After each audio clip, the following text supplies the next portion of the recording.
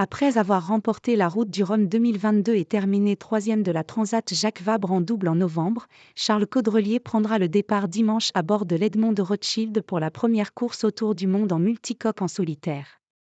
Ayant embarqué l'AFP lors du convoyage de son trimaran entre Lorient et Brest, d'où partira la course, le skipper de 49 ans s'est confié sur la difficulté de cet ultime challenge et son « plaisir fou » de naviguer sur ces trimarans volants où, malgré les avancées technologiques, les sensations restent fondamentales. Question : seules 4 personnes ont bouclé un tour du monde en multicoque sans escale en solitaire. Pourquoi c'est si difficile ? Réponse : en solo, la grosse difficulté c'est la gestion du sommeil. Il faut arriver à se détendre. C'est quand même le seul sport au monde où tu vas dormir pendant une épreuve. Aux 24 heures du Mans, quand ils dorment, ils s'allongent dans un lit, ils ne sont pas dans la voiture. En équipage, ce n'est pas facile, mais en solitaire, c'est encore pire parce qu'il peut se passer des choses. D'autant que les multicoques sont des bateaux qui peuvent chavirer, même si on a beaucoup progressé en sécurité. Ensuite, il y a la dimension physique de certaines manœuvres. Même à 6, ces bateaux sont plus physiques alors tout seul. Mais c'est pareil, une manœuvre en équipage, c'est un sprint. Une manœuvre en solo, c'est presque comme un marathon. Tu n'y mets pas la même intensité. Edmond de Rothschild est un bijou de technologie qui intègre environ 500 capteurs.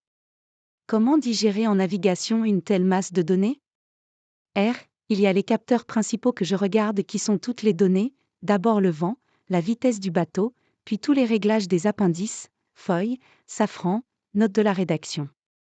C'est finalement assez naturel pour nous. Il y a une logique dans tout ça. Il y a aussi beaucoup de capteurs qui sont des alarmes pour signaler s'il y a un souci, des capteurs que je ne regarde pas en permanence, puis les capteurs qui mesurent les efforts sur les structures du bateau.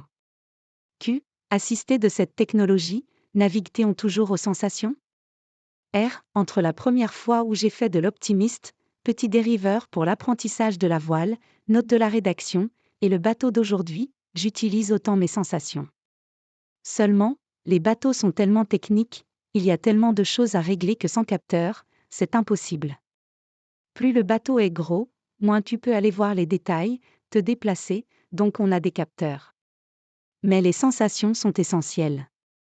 C'est notamment le cas des voiles, que je règle avec mes yeux, en observant leur forme. D'ailleurs, ce que je n'aime pas dans certains bateaux modernes, c'est que tu ne vois plus bien les choses car les cockpits sont trop fermés. Les yeux, les oreilles, les sensations dans les jambes, les pieds, les fesses, tout cela est très important. Les gens qui disent qu'on est téléguidé par la Terre, c'est n'importe quoi. Et même si tu as des liens avec la Terre, notamment pour le routage météo qui est autorisé, c'est toujours toi qui as le ressenti. C'est comme en Formule 1, les gens donnent des infos mais ça ne change pas le fait que c'est le pilote qui sent si la voiture est bien. Il y a donc encore du plaisir à naviguer à ces vitesses sur ces ultimes ? C'est juste jouissif. Il y a même plus de plaisir que sur les anciens bateaux ou les IMOCA, voiliers monocoques engagés notamment sur le Vendée Globe, notes de la rédaction, qui sont durs physiquement parce que ça tape, ou tu es sous l'eau. Mais, nous, on vole et le fait de voler aide. Après la Volvo Ocean Race, gagnée en 2018 sur un monocoque sans foil de 22 mètres, note de la rédaction, ce bateau-là m'a redonné goût à la voile, c'est un plaisir fou.